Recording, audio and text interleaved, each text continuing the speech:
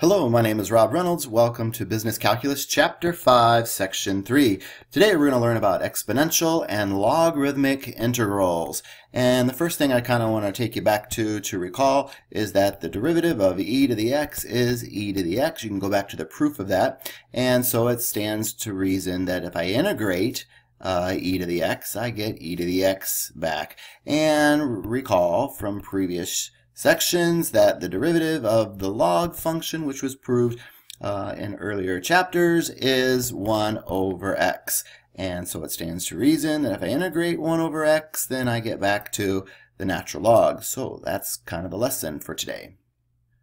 It would be good if you could memorize these so you would recognize these.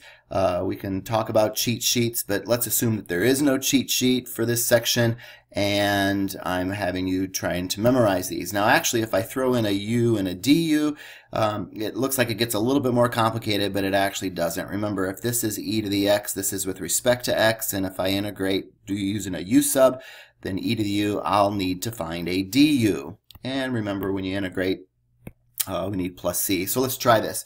For the first one, I can just pop out the 2 and integrate e to the x dx. And of course, this part is just e to the x, and the 2 gets dragged along because it's a constant.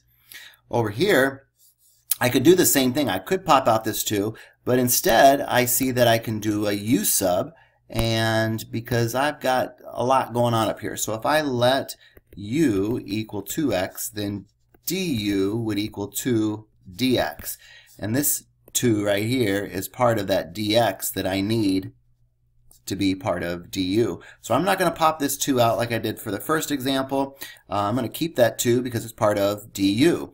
So everything here in the red box is my du, and I'm going to integrate, and I've done 2x to be my u, so it's just e to the u. And of course, the integral of e to the u du is just e to the u, but I'm not going to write u. I'm going to substitute back in what u is, which is e to the 2x plus c. I forgot plus c over here. Thanks for letting me know. And for the last one, the integral of a plus b is the integral of a plus the integral of b. So I'm going to just break this up. The integral of e to the x plus the integral of x. And they both have a dx on it. I get lazy and drop those. I'm so sorry. So the integral of e to the x is e to the x. The integral of x is 1/2 x squared plus c, and I'm done. Here are the author's worked out solutions, which you can find on Blackboard, and I encourage you to try to work out b. You can check that on Blackboard, and c, and you can even go to Blackboard and print off a blank copy so you can work out example 2, probably by letting u be 3x plus 1. Then du would be 3 dx. So I don't have a 3 over here, so I'm going to divide everything through by 3 and just replace dx with du divided by 3. And of course, I could just pop out the 1/3 and the du.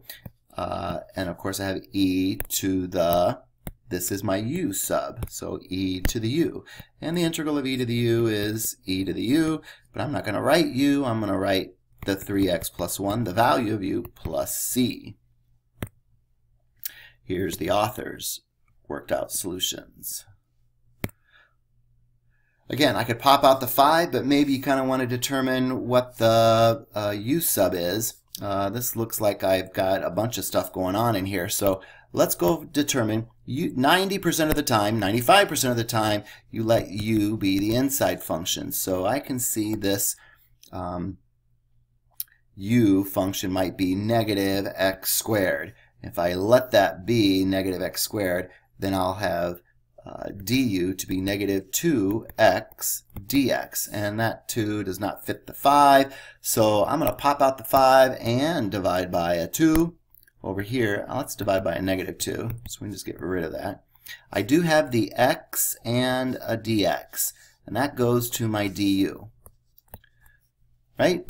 So let's make this highlighted. X and dx is part of du. That's the u substitution, or du substitution. The 5 gets popped out, the negative 2 gets popped out, and I'm still integrating e to the, and then this part becomes the u sub.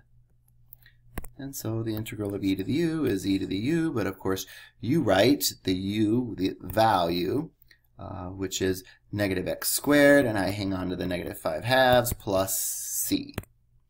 Hope the highlighters kind of help draw your eyes into what I was looking at. So let's practice a little bit about the log rule. The integral of 1 over junk is the ln of junk, and it's really the absolute value because remember you can't take the log of a negative. So if you have a du, which means you did a u sub somewhere, again the power rule says you just increase the numerator by 1, and then whatever this guy is right there, that's what you divide by.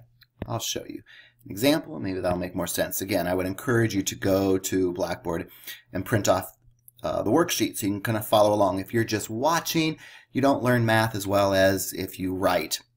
Pause the video, see if you can work a little bit ahead. So we're going to be trying to work on these two log rules and integrate. Again, I've got a constant here, so I can just pop out the 4 and integrate 1 over x and use the definition. This is just the ln of x plus c, and it's nice if you put absolute values around there. I think my math lab forces you to do so. For part B, there's a couple ways you could do this. Probably the easiest way is just to simplify this. Pop out the 2 and just integrate 1 over x. There's other ways to do this, but this worked pretty nice. Probably put the absolute value of x in there plus c. And then I'll show you another method to work that problem in just a second, but I think that's the easiest way. And then this one, I can't do this because that's of course part of a sum, so you can't cancel those 3's like I did these x's, but I probably could do a u sub. Let's let u be 3x plus 1, then du is 3 dx, which is perfect. That's exactly what I have right here. So all this goes to du, so I'm going to integrate. That part goes to du. Everything down here is my u, so I'll put a u in the denominator, and of course that's the ln of u, but instead of writing u, I'll substitute back in the 3x plus 1 and say plus c. So I had to do a little bit of a u sub, but boy, that sure was convenient because all of this was du.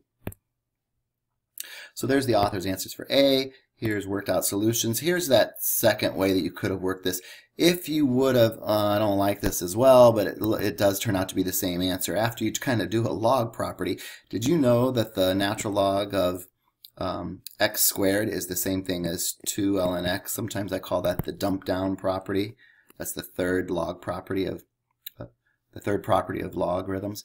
So if you just did a u sub and let that be the inside function x squared, then du is that 2x, all of this up here, and but you end up with that x squared, and then if you simplify it, you get the same answer. But boy, it's a lot easier if you simplify first. Yes. And then here's the author's worked out solutions. But of course, we would probably simplify that 2 ln x plus c, like we got. And then the third one we worked out. Here's the, oh, there's all of the solutions. Yep, then that was the solution that we got for the third one as well. All right, example number 5, if you're following along, let's do a u sub. Let's let u equal 2x minus 1. So du is the derivative. It's kind of funny to do the derivative within the integral problem, so don't get that confused. Over here I'm integrating, but over here I'm actually finding the derivative. So the derivative of 2x is 2 dx, and I don't have a 2. Well, I've got a 2x minus 1, that whole thing, but of course that is no longer even exists because that's my u. But I can't write a dx there because I can't have a u and an x in the same problem. It needs to be all in terms. So I need to get this du, let's just divide by 2 and replace dx with du divided by 2, and then of course we'll just pop out the 1/2 because it's a constant. Can't pop out variables, you can pop out a constant, and then the final answer is 1/2 the ln of the absolute value of 2x minus 1 plus c. And there's the author's worked out solutions. Just a couple more examples. Let's try example number 6. I think I'm going to go for another u sub, and we'll let it be the denominator, because I see that the derivative of the denominator is just x, which I need an x. There's a couple ways you could do this. I'm just going to take a simple route and just pop out the 6 and divide through by 2. So 6 divided by 2, the integral, there's my du of 1 over u du. So of course this turns out to be a 3. There's another way to do that, but I'll just keep popping things out. The other way to do it is think about, well, never mind. I like what I just did. And then this is the ln of the absolute value of u, which is x squared plus 1, whoops, and plus c. So let's see what the author did. Yeah, so he did a little bit different approach. He said, listen, this 3 times this 2 ended up to be a 6. I feel like, you have to create something. I don't know. I like my method better, but it's not hard to do it that way either. Example number 7 looks like there's 3 parts to this.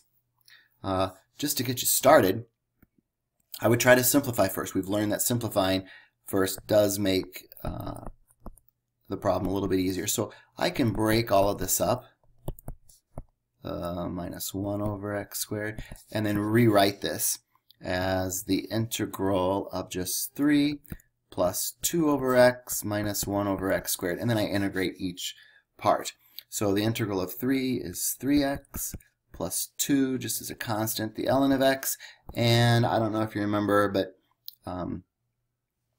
if you integrate, well, I've already got the negative, x to the negative second, you increase the exponent to -1 and divide by it, and plus, so the final answer is 3x plus 2 ln x plus, well, go back to 1 over x plus c.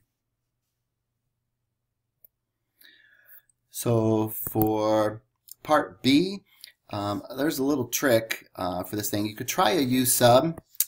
Don't write this because you're going to have to erase it. If you let u equal 1 plus e to the negative x, look at your du. It's not good. The derivative of 1 is 0. But the derivative of e to the negative x is negative e to the negative x, and you don't have that.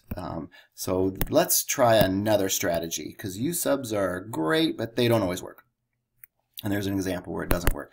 So a strategy here is to move this dx over just a little bit and multiply by e to the x over e to the x. In other words, that's just a fancy little 1.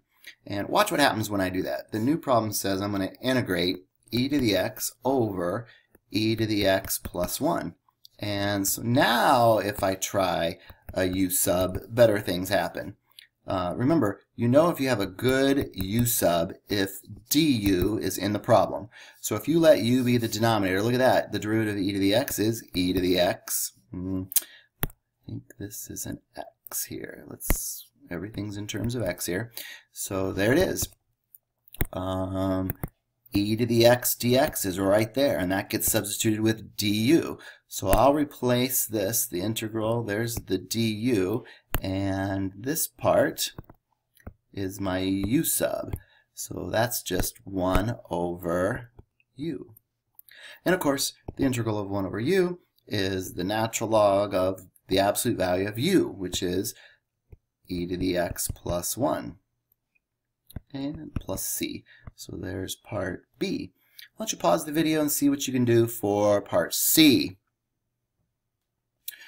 Well, u sub didn't work. I can't multiply by a fancy little 1 like I did in part B. So another strategy, which I haven't even shown you yet, is long division. And I know you're cringing right now, but this isn't really that bad.